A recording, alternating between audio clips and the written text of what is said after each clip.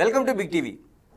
Allu Arjun case క్షణానికో విధంగా మారుతుంది. ఇప్పుడు హైకోర్టులో బెయిల్ పిటిషన్ వచ్చి బెయిల్లో ఉన్న తర్వాత కూడా ఇది రద్దవుతుందా?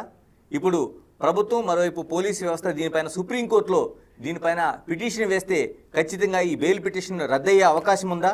నిజంగా రద్దయితే మళ్ళీ అల్లు అర్జున్ జైలుకి వెళ్లాల్సిందేనా? ఏం జరుగుతుంది ఈ కేసులో? మనతో హైకోర్టు సీనియర్ న్యాయవాది ఆదూరి శ్రీనివాస్ రెడ్డి మనతో ఉన్నారు. శ్రీనివాస్ రెడ్డి గారు నమస్తే. నమస్తే. నమస్తే. ఇప్పుడు టోటల్గా అల్లు అర్జున్ బెయిల్ పిటిషన్ అంటే ఇంటరీమ్ బెయిల్ తీసుకున్నారు. ఆయన బెయిల్ పిటిషన్ తీసుకున్న తర్వాత ఇప్పుడు రద్దు అవుతుందనే చర్చ జరుగుతుంది. అంటే ఎలా చూడాలి? నిజంగా సాధ్యమేనా? సాధ్యమండి. ఎందుకంటే అక్కడ ఇంటరీమ్ బెయిల్ ఇవ్వటంలో కూడా హైకోర్టు వాళ్ళు కొన్ని పరిధులు దాటారనిపిస్తుంది నాకు ఒక ప్రాక్టీసింగ్ అడ్వకేట్గా. కాబట్టి అదొకటి. రెగ్యులర్గా కూడా appeal in supreme court is right for any citizen కానీ ఉంది. ఇటు ప్రాసిక్యూషన్, ఇక్కడ state government is the prosecuting agency. So state of Telangana through police department వాళ్ళు క్లియర్గా సుప్రీంకోర్టులో అపీల్కి వెళ్తారు, వెళ్ళవలసిందే. దాంట్లో ఏమి గ్రౌండ్స్ అనేది మనం అంటే అయ్యే అవకాశం ఉంటుంది. గతంలో ఏమైనా ఇలాంటివి జరిగినాయి? ఏమైనా ఒకవేళ ఇలాగా హైకోర్టులో బెయిల్ పిటిషన్ ఇచ్చిన తర్వాత, ఇంటరీమ్ బెయిల్ పిటిషన్ ఇచ్చిన తర్వాత దానికి రద్దు చేయడానికి ఎలాంటి ప్రాసెస్ ఉంటుంది? అంటే ప్రాసెస్ అంటే ఇప్పుడు అదే చెప్పినట్టు state government through public prosecutor and home department and Chikkadpally police వాళ్ళు కూడా పార్టీ అవుతూ అపీల్ చేయాలి. ఎవరిని? అల్లు అర్జున్ని పార్టీ చేస్తూ. ఓకే. దెన్ వీరికి నోటీస్ వస్తుంది. నోటీస్ వచ్చినాక ఇరు వాదనలు వింటుంది. ఎక్కడ what are the grounds for cancelling interim bail? ఒకటి క్లియర్గా, one is that he has violated the interim bail orders. he is not supposed to address media which he is addressed. That is primarily one reason. Second, getting into the how the interim bail is been obtained. అక్కడ కొన్ని glaring mistakes జరిగాయి. అవి ఒక న్యాయవాదిగా తెలుసు మాకు. దాన్ని ఇప్పుడు స్టేట్ గవర్నమెంట్ కూడా లీగల్ ఒపీనియన్ తీసుకుంటుంది. ఆ అన్నిటినీ క్రోడీకరించి ఒక పిటిషన్, అపీల్ పిటిషన్ తయారు చేస్తే ఆ గ్రౌండ్స్ని పరిగణలో తీసుకొని they have to cancel the bail. అంటే సుప్రీంకోర్టుకి వెళ్ళాల్సిన అవసరం ఉంది దీనిపైన. అంటే ఇంటరీమ్ బెయిల్ ఏదైతే ఉందో దీన్ని రద్దు చేయడం కోసం సుప్రీంకోర్టుకి వెళ్ళాలంటే పోలీసు ఈ ప్రాసెస్ అంతా నడపాలి టోటల్ గా. అంటే గవర్నమెంట్ అనుమతి తప్పనిసరి అండి దీంట్లో? గవర్నమెంట్ పర్మిషన్ ఇవ్వాలి. Ya, it's a high profile case and it is also involving a celebrity. So as యూజువల్గా హయ్యర్ నాట్ ఓన్లీ పోలీస్ డిపార్ట్మెంట్లో ఉన్న ఐపీఎస్ ఆఫీసర్లే కాదు, even principal secretary home or chief special chief secretary home Ravi Gupta garu, వారు government అనుమతి తీసుకొని, అంటే నా home minister, now the home minister is chief minister, వారి అనుమతి తీసుకున్నాకనే ముందుకు వెళ్తారు. దానికి ఒక ఫైల్ తయారు చేయాలి. సో లీగల్ ఒపీనియన్ తీసుకున్నారు. ఎందుకంటే బెయిల్ మనకు వచ్చింది పోయిన ఐ థింక్ లాస్ట్ ఫ్రైడే నాడు బెయిల్ వచ్చింది, ఇంటరీమ్ బెయిల్. సో ఆదివారం, శనివారము, ఆదివారము, సో 2 హాలిడేస్ ఉన్నాయి. So now Monday and Tuesday another 2 working days. Probably in నాకు తెలిసిన సమాచారం ప్రకారం అయితే అనదర్ 24 hours to 48 hoursలో they will go for Supreme Court for appealing to cancel this interim bail. అంటే కదండి, ఒక బెయిల్ రావాలంటే దానికి అన్ని గ్రౌండ్స్ చూపించాలి టోటల్గా. ఒక వ్యక్తికి బెయిల్ రావాలంటే అది ఇంటరీమ్ బెయిల్ కావచ్చు, లేకపోతే మామూలు బెయిల్ కావచ్చు. ఇప్పుడు ఈ బెయిల్ని క్యాన్సిల్ చేయాలన్నా ఏదో గ్రౌండ్స్ ఉండాలి. ఆ గ్రౌండ్స్ లేకపోతే క్యాన్సిల్ చేయడానికి సుప్రీంకోర్టు కావచ్చు, ఎక్కడ కూడా ఆ బెంచ్ కావచ్చు, ఇది ఒప్పుకునే అవకాశం ఉండదు. ఎలాంటి గ్రౌండ్స్ చూపించే అవకాశం ఉంటుంది ఇప్పుడు? అంటే ఇప్పుడు చూడండి, ఇప్పుడు ఇక్కడ the case argued by senior advocate of the accused was on a wrong foundation first of all. అంటే ఎలాగంటారు? రాంగ్ ఫౌండేషన్ ఎలా వేశారంటారు? అంటే వాళ్ళు హైకోర్టులో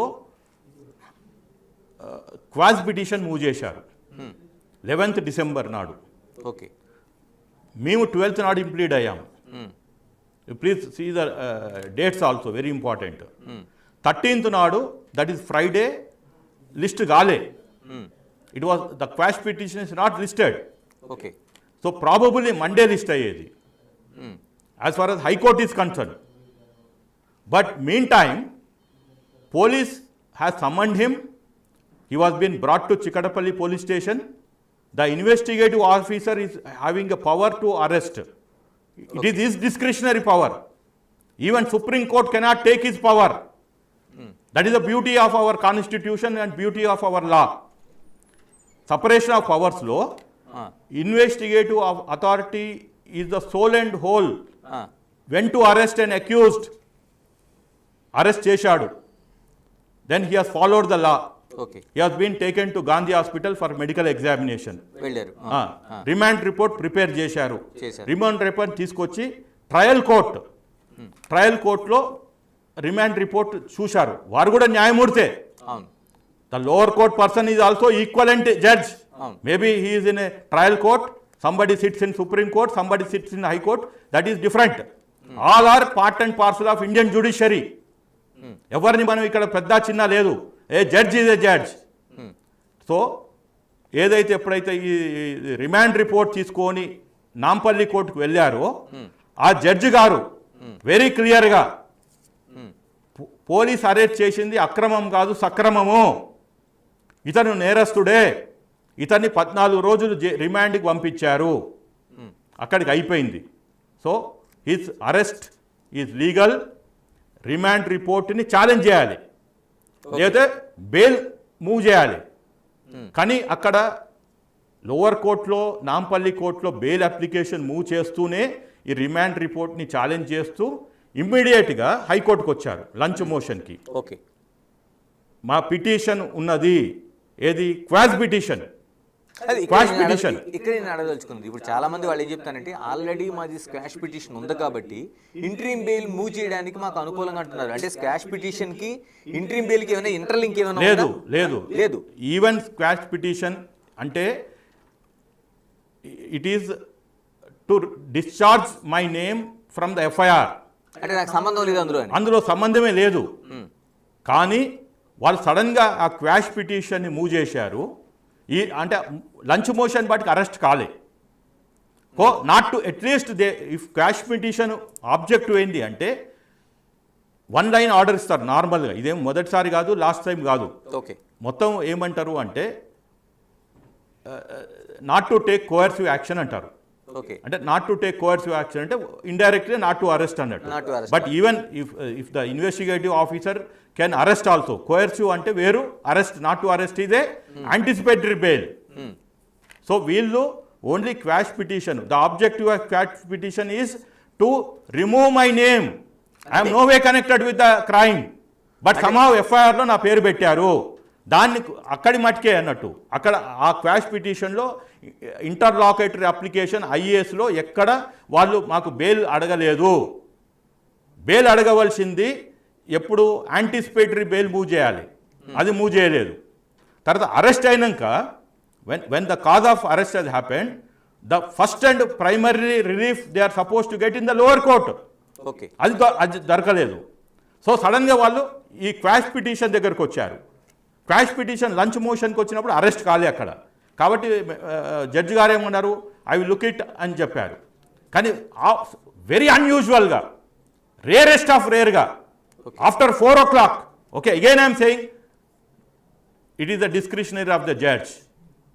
But the court should also look into the larger interest of not just protecting an individual, but what happens about the trust and confidence in the society అనేది చాలా ముఖ్యం. శ్రీనివాస్ రెడ్డి గారు, నేను అంటుంది క్వాష్ పిటిషన్ చేశారు అంటే అల్లు అర్జున్ సంజయ్ థియేటర్కి వెళ్ళడం అనేది వెళ్ళారు, పోలీసులు అనుమతి ఇవ్వలేదు, వాళ్ళ అనుమతి కోరిన పోలీసులు అనుమతి ఇవ్వలేదు ప్రదర్శనకి. ఆయన ప్రదర్శనగా వచ్చాడు, అభిమానులతో వచ్చాడు, బౌన్సర్లతో వచ్చాడు, లోపలికి వెళ్ళాడు. ఇంత జరిగిన తర్వాత తొక్కిసలాట జరిగింది. అంటే అల్లు అర్జునే అక్కడికి ఆ థియేటర్కి, సంజయ్ థియేటర్కి వెళ్ళకుండా ఉండి ఉంటే ఈ రోజున తొక్కిసలాట జరిగి ఉండేది కాదు, రేవతి ప్రాణాలు పోయి ఉండేవి కాదు, ఇప్పుడు శ్రీతేజ దాదాపుగా 13 రోజులుగా ఆసుపత్రిలో ఉండే పరిస్థితి కూడా ఉండేది కాదు. కానీ ఇంత జరిగిన తర్వాత నాకు సంబంధం లేదని స్క్వాష్ పిటిషన్ ఎలా వేస్తారు? మీరు చాలా కేసులు చూస్తుంటారు కదా, చెల్లుబాటు అవుతుంది అది? అదే చెప్తున్నాను. స్క్వాష్ పిటిషన్ వేయటానికి వారికి రైట్ ఉంది. ఈవెన్ డైరెక్ట్గా అతను అంటే వేరే కేసులలో మర్డర్ చేసిన ఎవిడెన్స్ ఉన్నా వేసుకోవటము అతనికి చట్టం ఇచ్చిన హక్కు. Okay.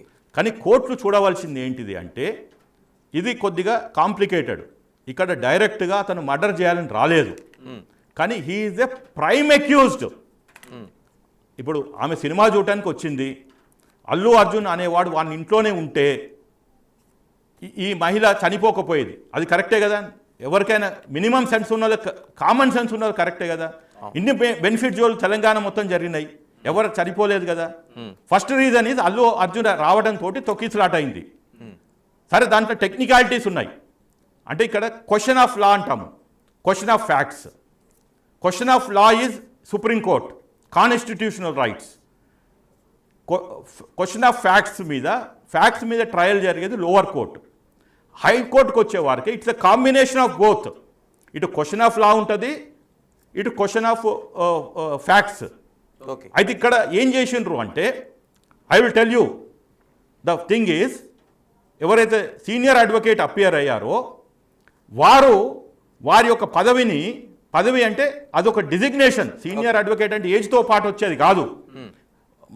Again I'm telling to the viewers, it is not ఒక సీనియర్ రాజకీయ నాయకుడు, సీనియర్ డాక్టర్ అంటే ఏజ్ తోటి వచ్చింది కాదు.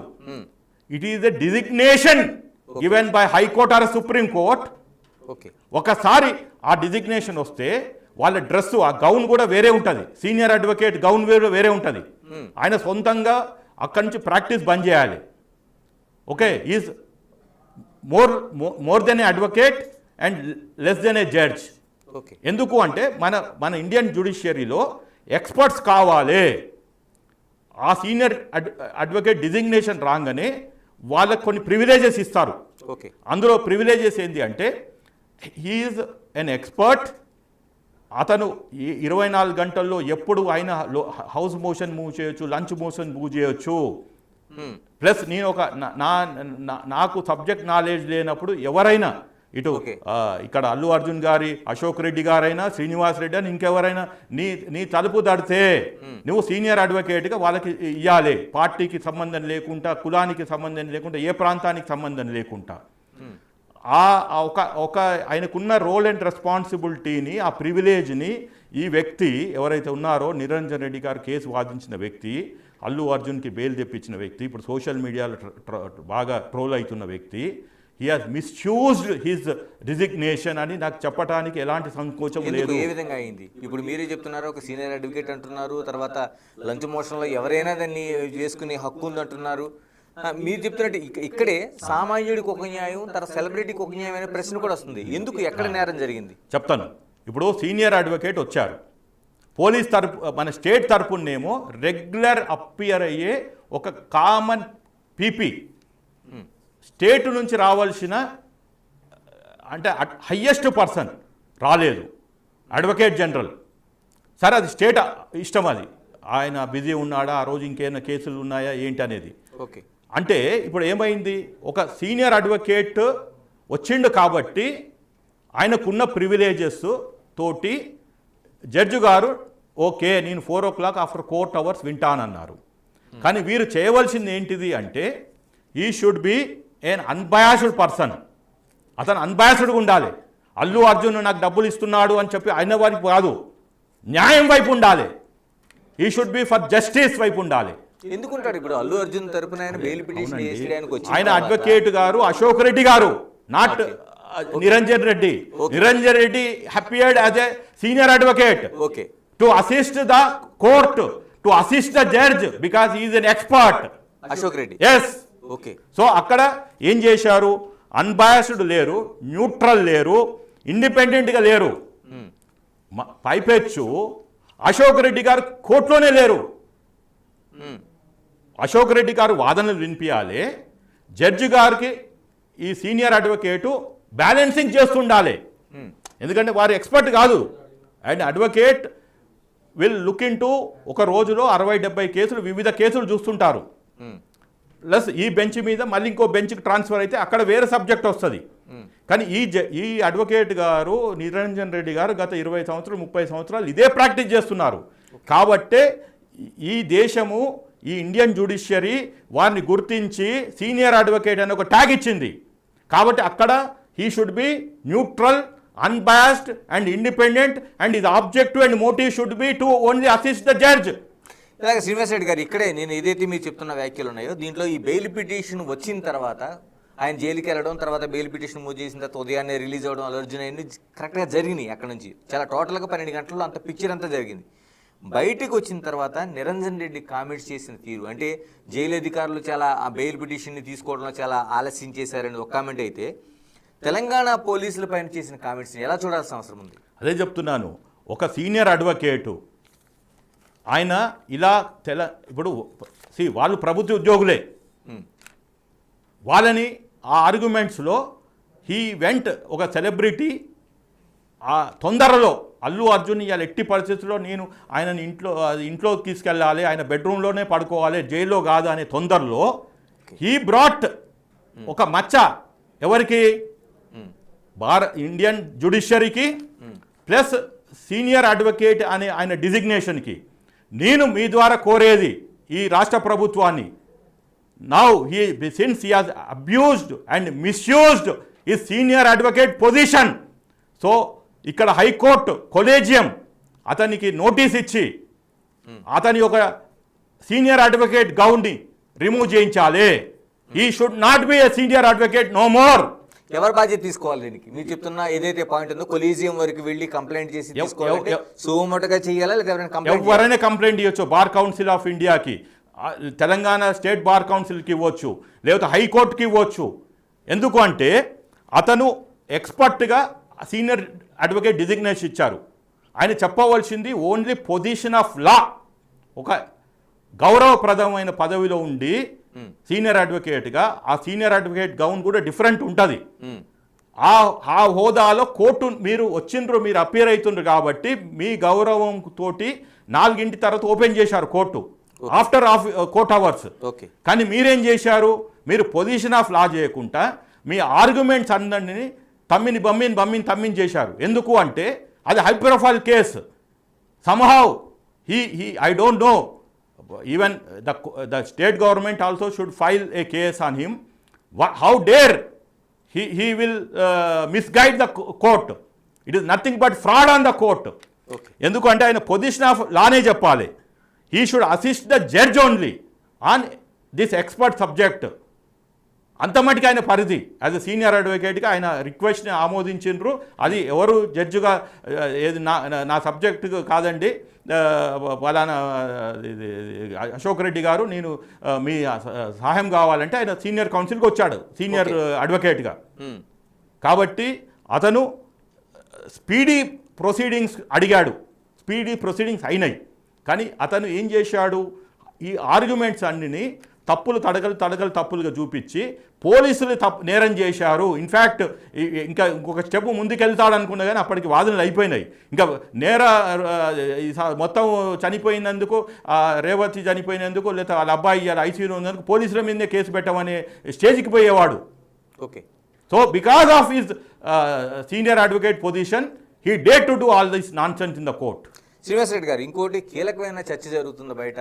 చనిపోయిన రేవతి కుటుంబానికి అల్లు అర్జున్ 25 లక్షల రూపాయలు ఆయన ఆ కుటుంబానికి సహాయంగా అందిస్తానని ప్రకటించాడు. తర్వాత ఆసుపత్రి ఖర్చులు కూడా తనే ఇస్తానని చెప్పాడు వచ్చిన తర్వాత. అయితే దీన్ని కూడా తప్పుపడుతున్న పరిస్థితులు ఉన్నాయి. అంటే నిజంగా తప్పుపట్టే అవసరం ఉందా? అది తప్పే, 100% తప్పు. ఎలా తప్పు? ఆయన ముద్దాయి. మన దేశంలో, మన రాజ్యాంగంలో, మన చట్టాలలో లేదు. దాన్ని బ్లడ్ మనీ అంటారు. ఓకే. అంటే హత్య, ఒక నేరస్తుడు కాంపెన్సేషన్ కోర్టు ఇప్పిస్తుంది. Okay. Court has a power, if is proven guilty, conviction అయినాక ఇటు 5 సంవత్సరాలు మినిమం ఇంప్రిజన్మెంటు, 10 సంవత్సరాలు maximum, over and above compensation ఇప్పిస్తారు. అది కోర్టుది, not two individuals coming together and ఒక అక్యూజ్డ్ ఒక విక్టిమ్ వచ్చి సెటిల్మెంట్ చేసుకునే మన లీగల్ ఫ్రేమ్వర్క్లో లేదు. దాన్ని బ్లడ్ మనీ అంటారు. అంటే ఇంకోటి కూడా ఉంది ఇప్పుడు. అందుకని అతను ఈరోజు దానికి ఇవ్వలేదు, ఇస్తా అని చెప్పి విక్టిమ్ని ఇటు అతన్ని కూడా అన్యాయం చేస్తుండే. ఈరోజు దానిక రాష్ట్ర ప్రభుత్వం వెళ్తే నాకున్న సమాచారం ప్రకారము రాష్ట్ర ప్రభుత్వం నుంచి ఎవరైనా వెళ్తే విక్టిమ్ భయపడిపోతుండు వాళ్ళతోటి కలిసి మాట్లాడటానికి, ఇంటర్వ్యూలు ఇవ్వడానికి, వాళ్ళతో ఫోటోలు దిగటానికి. ఎందుకంటే ఈ అబ్బాయి అల్లు అర్జున్ నాకు డబ్బులు ఇస్తా అన్నాడు, అవి ఇస్తాడేమని. ఇటు డబ్బులు ఇవ్వటానికి చట్టం ఒప్పుకోదు. ఓన్లీ ఆ పాపం ఆ విక్టిమ్ ఫ్యామిలీ ఇగ్నోరెన్స్ ఆఫ్ లాని వీళ్ళు ఇంకా వాడుకుంటున్నారు. అది కూడా తప్పే. మరోటి హాస్పిటల్ ఇప్పుడు రేవతి కుటుంబానికి పరామర్శ అయితే ఓకే, మీరు ఆ చెక్కు అభ్యంతరం పెడుతున్నారు. హాస్పిటల్కి వెళ్ళి పరామర్శించడానికి, ఇంటికి వెళ్ళి పరామర్శించడానికి, అంటే ఆసుపత్రులు ఇప్పటికీ దాదాపు 13 రోజుల నుంచి చికిత్స పొందుతున్నాడు శ్రీతేజ. ఇంటికి వెళ్ళి పరామర్శించడానికి కూడా చాలా వరకు తప్పు అంటున్నారు, నేరం అంటున్నారు. నిజంగా అలా ఉందా చట్టంలో? ఆయన ఎప్పుడు అంటే అక్యూజ్డ్ చేర్చక ముందుకు వెళ్తే ప్రాబ్లం లేకుండే. ఆయన ఎప్పుడు అక్యూజ్గా చేర్చారు? ఇన్సిడెంట్ అయింది 4వ తారీఖు మధ్యరాత్రి, ఏది ఆ బాలుని హాస్పిటల్ జారీ చేసింది.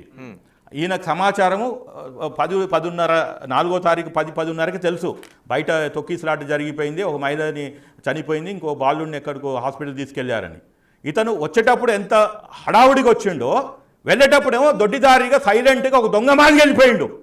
ఓకే, ఇవాళ 40-80 గంటలు కామ్గా ఉన్నాడు. దాని తర్వాత వచ్చి నేను ఒక వీడియో రిలీజ్ చేసిండు, 25 లక్షలు ఇస్తా అన్నాడు. మీరు అన్నట్టు హాస్పిటల్కి పోలే, 25 లక్షలు ఇయ్యలే.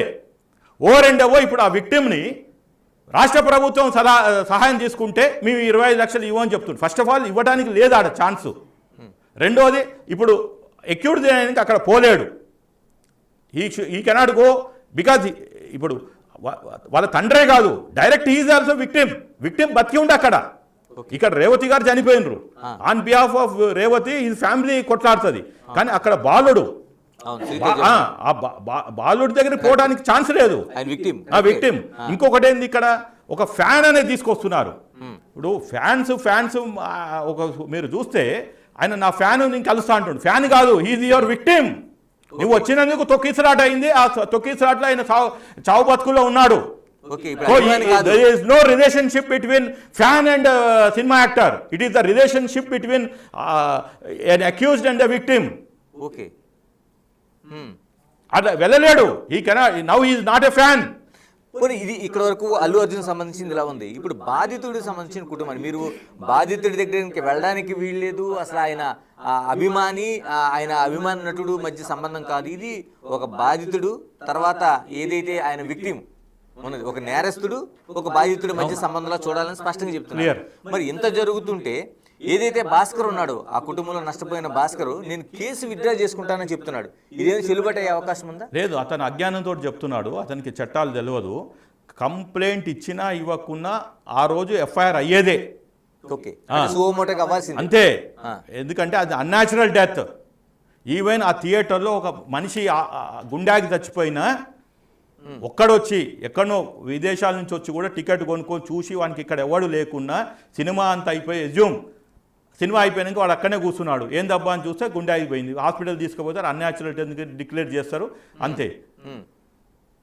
అంటే doctor says it's unnatural death, not because of any heart attack or something like that. ఇక్కడ తొక్కిసలాట అయింది, చనిపోయినరు. విక్టిమ్ గురించి కొట్లాడేది స్టేట్ పోలీస్, పబ్లిక్ ప్రాసిక్యూటర్. కాబట్టి ఆ వ్యక్తి ఎవరైతే ఆ భాస్కర్ అనే వ్యక్తి, అతనికి అవగాహన రాహిత్యంతో without any knowledge of law he has become another victim. ఆ అల్లు అర్జున్కి ఒక ఫైనాన్షియల్ బానిసగా తయారైపోయింది. ఇవాళ he became a financial slave. ఆయన బహిరంగంగానే ప్రకటించాడు మీడియా ముఖంగా, నేను కేసులో విత్డ్రా అవుతాను. ఆయన విత్డ్రా అయ్యడానికి లేదండి, ఇది ఓన్లీ కంప్లైంట్. కేసు నడుస్తుంది. ఇట్లనే సుప్రీంకోర్టు ఇలాంటి వాళ్ళు ఉంటారు అని చెప్పి హై ప్రొఫైల్ కేసులో, సల్మాన్ ఖాన్ కేసులో ఆయన ఏది ఒక కారు 4 మీద ఎక్కి తొక్కిచ్చేస్తాడు. ఆ కేసు ఇట్లనే మేము వాళ్ళకి డబ్బులు ముట్టాయి, మాకు వద్దసారి మమ్మల్ని ఏం కావాలని చంపలేదు, మాదే తప్పు, మేము ఆడ పడుకున్నాము రోడ్డు మీద, అందుకని ఆయన అని చెప్తే nothing doing. Supreme court says this is not a banana republic, this is run by a constitution. We got 12,000 చట్టాలు ఉన్నాయి. ఒక చట్టం కాదు, 2 చట్టం కాదు. ఇదేమో చిన్న ఒక కోటి జనాభా 2 కోట్ల జనాభా ఉన్న ఒక ఆఫ్రికన్ కంట్రీ కాదు. 140 కోట్ల జనాభా ఉన్న పర్ఫార్మింగ్ డెమోక్రసీ, లార్జెస్ట్ డెమోక్రసీలో ఇలాంటివి లేవు. ఈ బ్లడ్ మనీ అనేది, ఈ విక్టిమ్ నేను పోయి నేను క్యాన్సిల్ చేసుకుంటాను లేదు. కాబట్టి supreme court has clearly told even victim withdraws his complaint, the case will go on. ఎలాగ మీరు ఇప్పుడు accused has to be punished. ఇలా ఇంత జరిగిన తర్వాత మీరు ఇందులో ఇంప్లీడ్ పిటిషన్ వేశారు ఈ కేసు శ్రీనివాస్ రెడ్డి గారు. ఎందుకు దానివల్ల ఏంటి ప్రయోజనం? మేము ఇది ఊహించే చేశాము. ఓకే, దిస్ ఈజ్ ఎగ్జాక్ట్లీ నేను ఈ విక్టిమ్ యొక్క వాళ్ళ సామాజికము, సోషల్, వాళ్ళ స్టేటస్, ఫైనాన్షియల్ స్టేటస్ అన్నీ చూసుకొని అతన్ని ఎలాగో ఈ అల్లు అర్జున్ అండ్ వాళ్ళ బ్యాచ్ అంతా కొనేస్తాదని, ఈ కేసు నీరు కారుస్తాదని ఊహించి యాంటిసిపేట్ చేసి, because this is not an unusual case and it has to, నాలాంటి ఒక అడ్వకేటు అంటే మా ఒక పిటిషనరు వచ్చాడు నా దగ్గరికి, సార్ నేనేదో అంటే I'm expecting something is happening, కుచ్ కుచ్ దాలా మే కాలా హై అంటే, ఎస్ ఐఎమ్ విత్ యూ అని చెప్పి ప్రోబోనుగా కొట్లాడుతున్నా. I'm fighting the case on behalf of my petitioner who has a social sense. ఆయన తరపున నేను pro బోనోగా కొట్లాడుతున్నా. Whereas Allu Arjun is fighting by putting a senior advocate and paying crores of rupees. So న్యాయం ఇవాళ victim withdraw చేసుకున్నా మాలాంటి implead petition ఉంటుంది.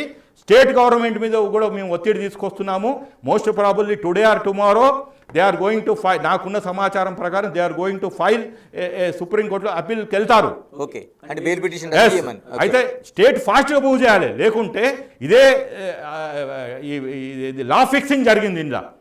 ఇప్పుడు లా fixing, ఈ లా ఫిక్సింగ్లో మళ్ళీ సుప్రీంకోర్టులో కాకుండా చూసుకోవాలి. కాబట్టి state has to move very forward.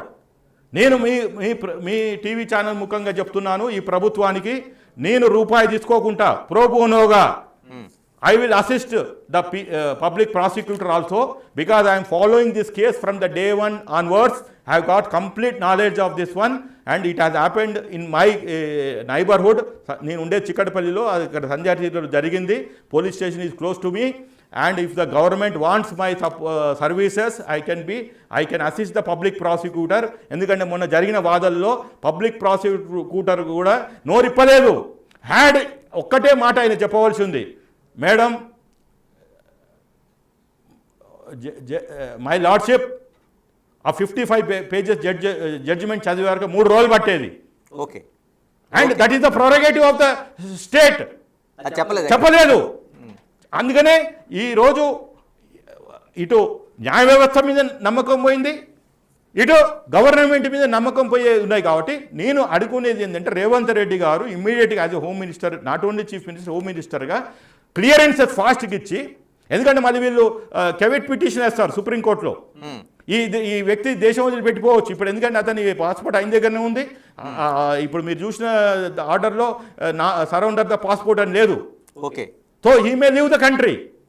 ఇప్పుడు మీరు చూశారు ఫోన్ ట్యాపింగ్ కేసులో ఆయన ఎవరో ప్రభాకర్ అని రాలేదు, ఈయన కూడా అంతే అవుతుంది. కాబట్టి ఈ రేవంత్ రెడ్డి గారు కొంచెం మీరు టైం తీసుకోండి. నాకు తెలుసు ఇప్పుడు అసెంబ్లీ నడుస్తుంది, ఇది కొంచెం ఒక గంట టైం తీసుకొని మీరు డీజీపీతో కూర్చొని, హైదరాబాద్ కమిషనర్ గారు ఇప్పుడు వెళ్ళారు, వారి టైం తీసుకొని కూర్చొని ఇమ్మీడియట్గా మీరు ఇమ్మీడియట్గా బెయిల్ క్యాన్సలేషన్కి సుప్రీంకోర్టులో అప్పీల్ చేయమని చెప్పండి. 48 అవర్స్లో బెయిల్ అప్పీల్ అయితే క్యాన్సిల్ అవుతుంది and he will go back to the jail. ఇలాగా మీరు చెప్తున్నట్టు ఒకవేళ ఇలాగ లేట్ అయితే అంటే ఎవరైతే ఉన్నారో వాళ్ళని ఇన్ఫ్లుయెన్స్ చేసే అవకాశం ఉందా? Yes, already that fellow got influenced, the victim got influenced. Then tomorrow the same law fixing may happen in Supreme Court also. The more the delay, justice will be buried. చివరిగా చెప్పండి శ్రీనివాస్ రెడ్డి గారు, ఇప్పుడు ఇదే కానీ అంటే ఈ హైదరాబాద్లో హైకోర్టు ఇచ్చిన ఇంట్రీమ్ బెయిల్ అయితే పిటిషన్ ఏదైతే ఉందో బెయిల్ ఇచ్చిందన్నదో, ఇది కానీ సుప్రీంకోర్టులో రద్దు అయితే జైలుకి వెళ్ళాల్సిందే. 2 రోజుల్లో జరుగుతుంది ఈ process. Same day. Okay, but provided Telangana government should hire good lawyers. Again I'm saying expert lawyers. Otherwise మళ్ళీ నేను నాకేం అలాంటి సంకోచం లేదు. లేట్ ప్రాసెస్ అంటే అదే రోజులో జరుగుద్ది. సుప్రీంకోర్టులో చెప్పవలసింది ఒకటే, grounds for recall of the interim bail or cancellation of inter బెయిల్కి స్ట్రాంగ్గా రాయాలి. By citing Supreme Court judgements and international జూరిస్ప్రూడెన్స్లో కూడా ఉన్నాయి. International jurisprudence I'm telling. Okay, if Supreme కోర్టులో కొద్దిగా సైలెన్స్ ఉంటే ఇంటర్నేషనల్ జూరిస్ప్రూడెన్స్లో ఉన్న ఇలాంటి high profile cases which are unusual, unheard, yes there is no direct that ఏది అతను అల్లు అర్జున్ అతన్ని ఆ మహిళను చంపాలని రాలేదు. కానీ ఒక అయితే ఇప్పుడు ఈ మధ్యన సోషల్ మీడియాలో ఏంది అంటే పుష్కరాల్లో జరుగుతలేవా ఇవని ఎంత నాన్సెన్స్ టాక్. లా తెలిసిన వాడిని నేను చెప్తున్నాను, Allu Arjun bail will be cancelled, he will be taken back in to jail if Telangana government is sincere, honest and want to do a complete justice to that family. ఆ ఫ్యామిలీ కూడా మీరు అల్లు అర్జున్ మీద పెట్టుకోకండి నమ్మకాలు. ఆయన ఒక ప్రైవేట్ వ్యక్తి, స్టేట్ మీద నమ్మకం పెట్టుకోండి. ఈ దేశంలో మనం రాజ్యాంగంతో ఎన్నుకోబడిన ప్రభుత్వం మీద నమ్మకాలు పెట్టుకోవాలి. అది ఏ ప్రభుత్వం అయినా ఏ వ్యక్తి అయినా. లేదు అంటే అతను కూడా భయంతో బతున్నాడు. ఇప్పుడు పోలీసు కూడా ఆయన మీద ఇన్వెస్టిగేషన్ చేయాలి. ఆయన ఫోన్ కాల్స్ ఎక్కడి నుంచి వచ్చాయి, ఆయన ల్యాండ్ లైన్కా మొబైల్కా అనేది కూడా they have to do one more investigation. Why that fellow is not taking help from the state. Thank you Srinivas Reddy గారు.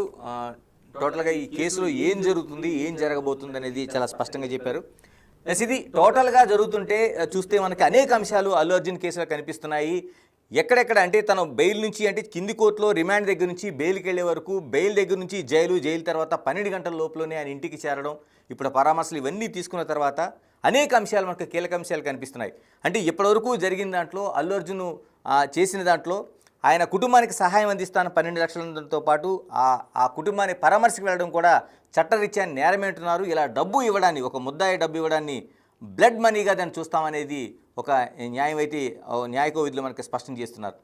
దీంతో పాటు ఖచ్చితంగా ఏదైతే ఆ బెయిల్ పిటిషన్ ఉందో దాన్ని రద్దు చేయడం కోసం సుప్రీంకోర్టులో ఇమీడియట్లీగా వెళ్లాల్సిన అవసరం ఉంది. లేకపోతే ముద్దాయి ఎవరైతే బాధితులు ఉన్నారో వాళ్ళని మరింత ఇన్ఫ్లుయెన్స్ చేసే అవకాశం ఉంది. కాబట్టి అనేక దీని రూపాల్లో దీన్ని పోలీసు వ్యవస్థతో పాటు ప్రభుత్వం కూడా సీరియస్గా తీసుకొని ఈ బెయిల్ పిటిషన్ వెంటనే రద్దు చేయాలని డిమాండ్ చేస్తున్నారు. ఏదేమైనా నిజంగా ప్రభుత్వం యుద్ధ ప్రాతిపదికన కానీ ఈ బెయిల్ పిటిషన్ సుప్రీంకోర్టులో మూవ్ చేసి రీకాల్ చేసినట్లయితే మళ్ళీ అల్లు అర్జున్ జైలుకి వెళ్లాల్సిన అవసరం ఖచ్చితంగా కనిపిస్తుంది. Keep watching Big TV.